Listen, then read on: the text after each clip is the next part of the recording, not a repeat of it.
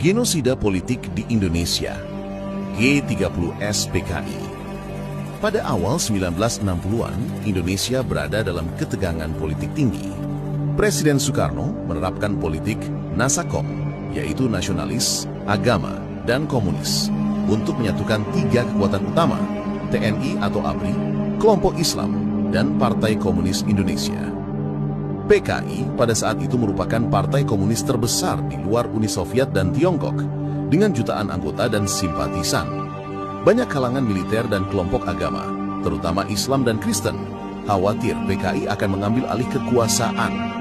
Pada malam 30 September 1 Oktober 1965, sekelompok orang yang menamakan diri Gerakan 30 September yang dikenal dengan G30S menculik dan membunuh 6 jenderal TNI Angkatan Darat di Jakarta.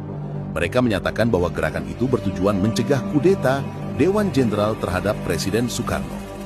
Namun, Mayor Jenderal Soeharto, Panglima Kostrad, segera mengambil alih komando dan menumpas gerakan itu. Pemerintah dan militer menuduh PKI sebagai dalang G30S, tuduhan yang kemudian dijadikan dasar untuk pembubaran partai tersebut. Setelah G30S, terjadi pembalasan besar-besaran terhadap orang-orang yang diduga anggota atau simpatisan PKI.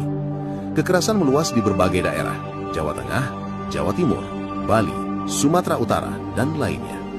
Perkiraan jumlah korban antara 500.000 hingga lebih dari 1 juta orang tewas, sebagian besar tanpa proses hukum. Ratusan ribu orang lainnya dipenjara selama bertahun-tahun tanpa pengadilan. Kekerasan ini melibatkan militer, kelompok sipil bersenjata, dan massa anti-komunis. Kekacauan itu melemahkan posisi Soekarno.